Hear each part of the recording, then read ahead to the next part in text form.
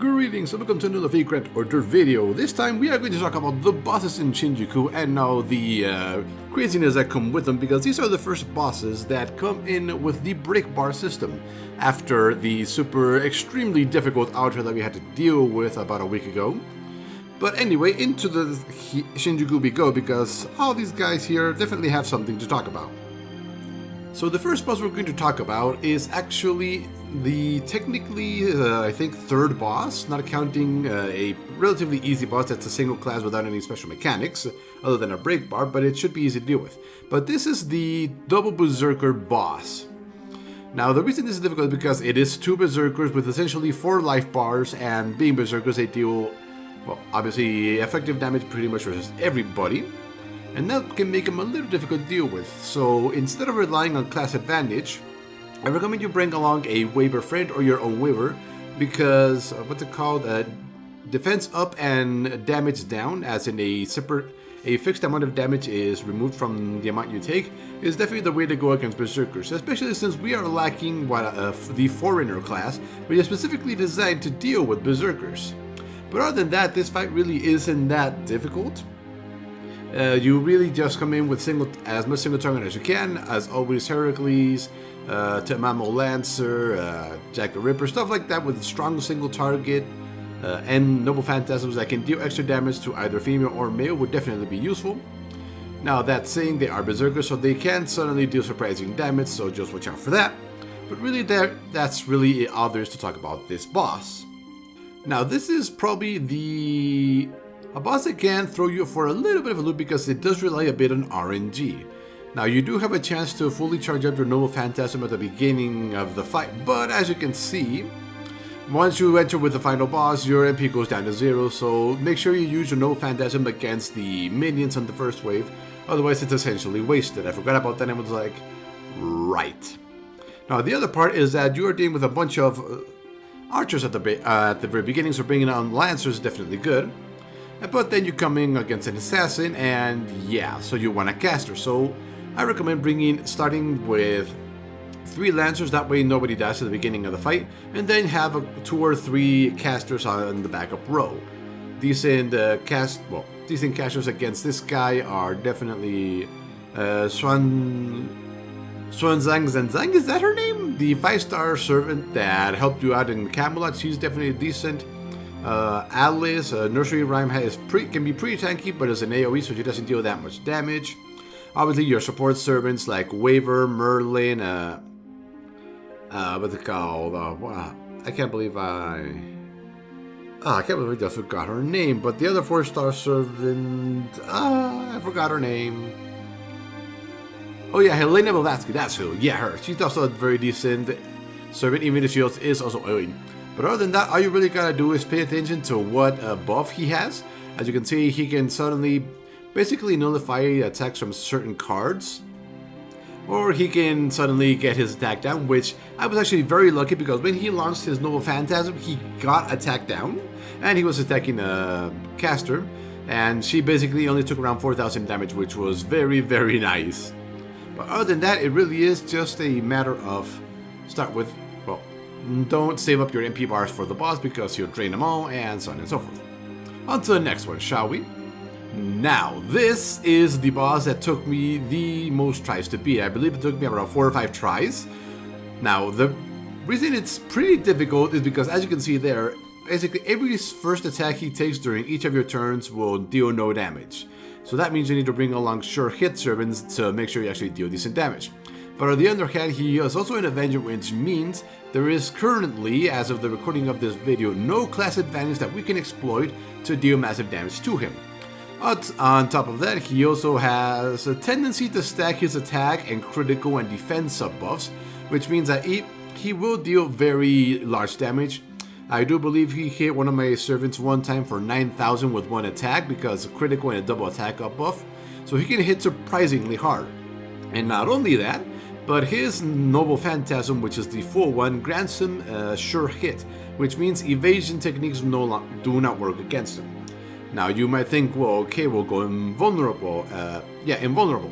Unfortunately for that, the most common way to get invulnerability in the game is through normal gene, which is a ruler which is weak to Avengers, So yeah, that's not a way. So only basically invulnerability to your self skills, like say Tamamo Lancer and stuff like that, are the only way to avoid the damage. So what can we do against this boss? Well, let me show you the team that I used against him, shall we? Was this it? Yes, this was it. Now, in that empty slot you see there, add in another Aeriale with a decent with max level and level 10 in all her skills. This is what I use. That's because the Avenger of Shinjuku still has his regular servant traits, which are Beast and Male, surprisingly. So that means Aeriale can absolutely exploit and deal upwards of 120 damage with her own arts buff on, and around 80 normal damage with her Noble Phantasm, and that's still very decent damage. If he has a double defensive on him, she will only do around 40,000, but that was luckily enough to take him down. So what you want to do against is, because you want to avoid as much damage as possible and hopefully get your skills back as quickly as possible, on turn 1, use the Aeriale's Charm, and make sure you use Chloe's... actually, Chloe's... What are you doing with that thing on, Chloe? No. That is not what you're supposed to be using. Why do you have that on? No, I believe we started with... Aha, there we go. So that's what it is, yes. So because he's male, we're going to exploit that. So Aeriale and your friend Aeriale will charm him. They will drain his MP to charge their own. The Noble Phantasm will charm him and give him attack down, which is very important to surviving the damage. And Chloe is going to basically spam her Noble Phantasm as often as possible. Because if you don't know, her Noble Phantasm grants her a sure hit, means she ignores evasion, which means she can basically nullify the Avenger's first attack evasion buff. So it's definitely best to start with her Noble Phantasm, then use one of Aeriale's for maximum damage. Now that isn't always possible, but being archers, they're kind of okay-ish. Now, the most you'll be able to keep them locked down is approximately, let's see, turn 1 charm, turn 2 charm. Turn 3 and 4, you probably won't be able to you won't be ready to launch Aeriale's Noble Phantasm. But turn 5 and turn 6, you will probably be able to keep him charmed with a Noble Phantasm of either one of them. And by that time, you should be hopefully down to the second life bar. Unfortunately, be careful with that critical rate up that he gets. And remember that once you break his life bar, he removes all of his debuffs. So you want to do that with, say, a normal attack. Now, even after all of that, he will have a second life bar, and it's still quite significant because of lack of class advantage. So that's why I brought in my Tamamo Lancer, who deals extra damage to males with her Noble Phantasm. Helena, to help in case one of our archers dies, she can help the others deal damage and charge their MP. I don't have Weber, unfortunately. And as always, Heracles' Anchor with his Bond 10 Craft Essence is absolutely an unstoppable force. And as you can imagine, he was the one that won this battle for me. Just barely. He used his last guts to survive, the boss's last Noble Phantasm, and on that turn he did the final 25,000 damage I needed to win this fight. So yeah, this fight is very, very difficult, at least it was for me anyway. Maybe in the future, once we actually get Bebe or BB, however you want to call her, we're going to get her in a couple months' time as of the recording. She is designed to take down Avengers, and if you have her now, because you started during that event, she is an event servant unfortunately, but anyway, moving on. So yeah, after that you have to deal with him yet again, and this time luckily he doesn't have his evasion buff. Unfortunately, he will randomly put attack and defense on your party, on one person on your party, which can mean your damage is not as high as you expected. Now during this fight, once you break his first life bar, he does get a new skill where he reduces the death resistance of one of your servants. He never used that on me, I was lucky enough. But I basically used the exact same strategy. Now luckily, because he doesn't have his evasion buff during this fight, your damage is actually proper this time around, so taking him down this time wasn't nearly as difficult as the other time. So same strategy, bring Aeriale and Chloe because they're well, the friend Aeriale, your Aeriale, and Chloe are all arts-based archers. And Chloe has very decent damage with her Noble Phantasm. They've all got some MP drain, evasion, and all the good stuff. And if you do have a Tamamo Lancer, bring her along as a support, and Heracles' Anchor, and you know the rest, right? Now, this fight against Emilia Alter isn't particularly difficult, if we're honest. The only thing you gotta do is take down his first life bar, which is 500,000 HP, just bring a bunch of Lancers. This is technically a old version of a boss fight where all you gotta do is take down his life bar. So if you don't want to eat the noble phantasm of the hornets, you can use them to charge up. So I believe I brought along 2 Tamamo Lancers, mine and a friend's, along with 1 Elizabeth. And we took down a couple hornets to help mitigate some of the damage. But after a couple Tamamo Noble Phantasms, he was dead, and that fight really wasn't particularly difficult. Moving on. Now this isn't a boss fight, but these King Lears have a tendency to stack many times the critical up and critical damage up above that they can cast on themselves. So this can make them hit even Saber Servants upwards of 5,000 damage on an attack, which is very dangerous, especially since you gotta deal with 3 of them. So really, it's bring your 3 best Sabers and make sure you can start with a Noble Phantasm on the first one. That way you take him down quickly and move on to the second one as quickly as possible. If you have some type of debuff removal on any of your servants, consider bringing that, because they will stack that critical ups buff on themselves many times. I think one of them stacked it 4 times during one of my fights. Luckily I was able to beat it on the first try because my servants are decent. But anyway, yeah, be careful with this fight. They can do a surprising amount of damage. Now we are onto the boss fight. So Moriarty. So what is this guy's deal? Well, he has a tendency to use one of his skills at the beginning of every turn. And then, as you can see, one of your servants will also get randomly NPC or skill lock. This can be very detrimental because it means you might not be able to evade his Noble Phantasm. Luckily, it's single target, but it does deal a tremendous amount of damage, and no matter what you bring along, unless they are evading or invincible, even if they are Saber or Lancers, they will die to it.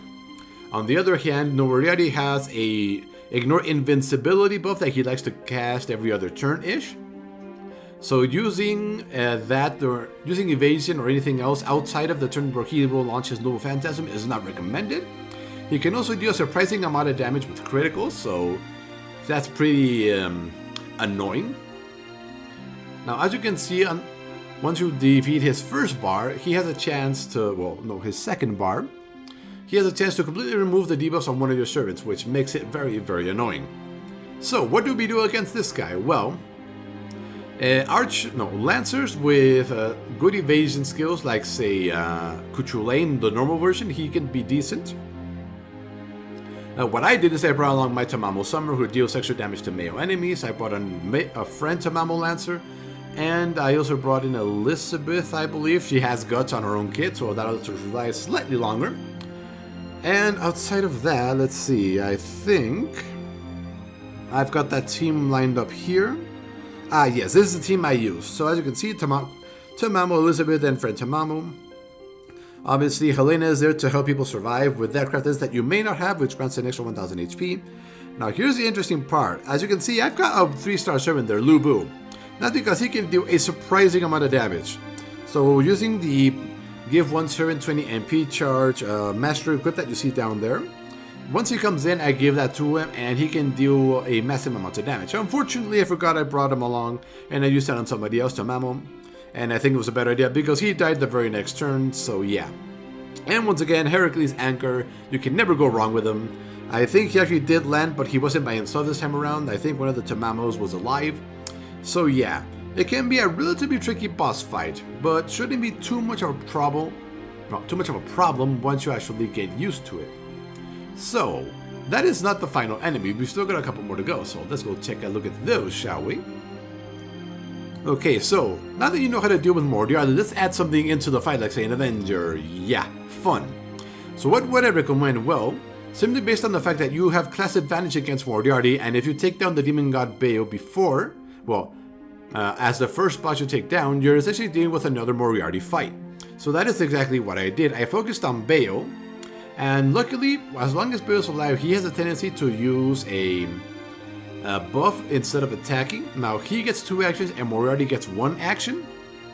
And as you can see, the reason you want to take down Bayo, let's see, single target strike that removes buffs before attack. Yeah, so his Noble Phantasm will basically kill whoever it hits, because it removes any buffs they have, unless it's unremovable, which I'm not sure how that would work, and will essentially kill them because he's an Avenger. So taking him down quickly is the most important part of the fight. After that, you bring along your lancers that you've been using for a little while to deal with Moriarty, and should be a relatively not easy, but a very dealable fight, especially once you take Bayo down. Now, Moriarty in this fight does have a slightly different special boss.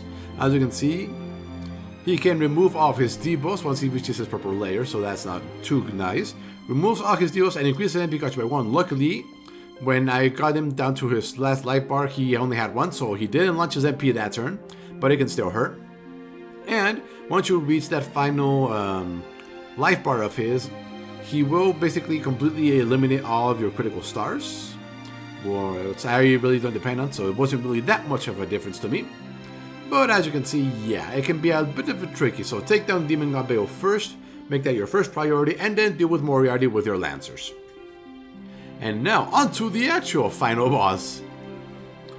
Okay, so this is the true final boss of the chapter. Now, as you can see, we're dealing with an assassin and with Moriarty again. Yeah, you gotta deal with them 3 times. But anyway, in this fight, what you want to do is start with casters and eliminate Enigma as quickly as possible. And that is because, as you can see there, his final skill is Missing Link fully charged, and hold on, actually no, backwards.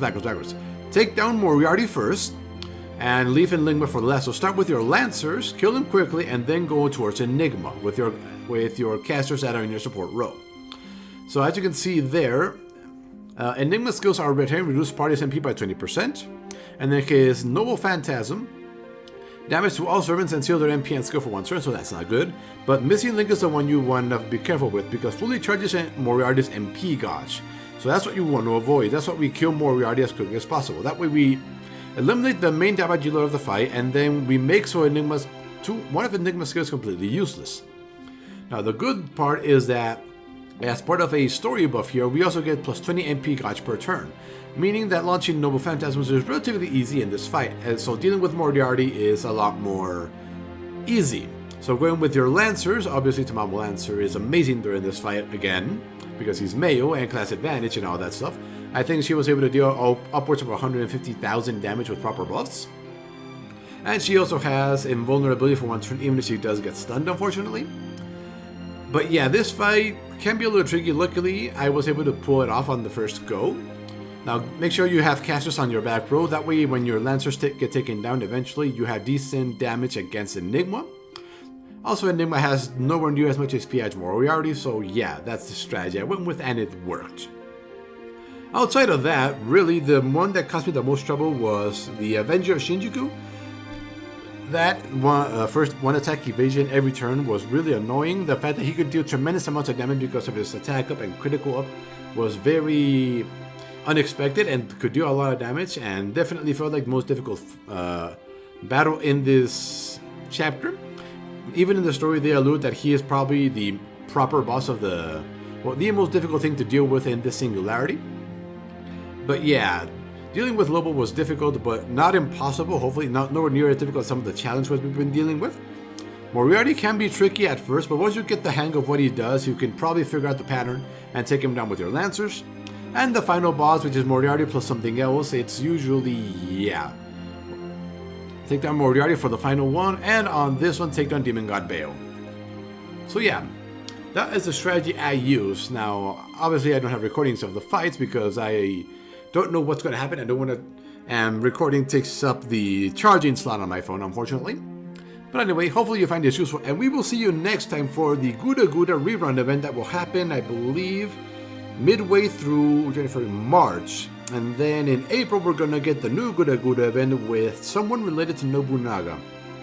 Not really sure who that is, but we'll see it during the story. Oh, by the way, also, the story in Shinjuku is pretty amazing, especially the ending, so yeah, make sure you go through the story and read everything. So anyway, thanks for watching, and we will see you next time.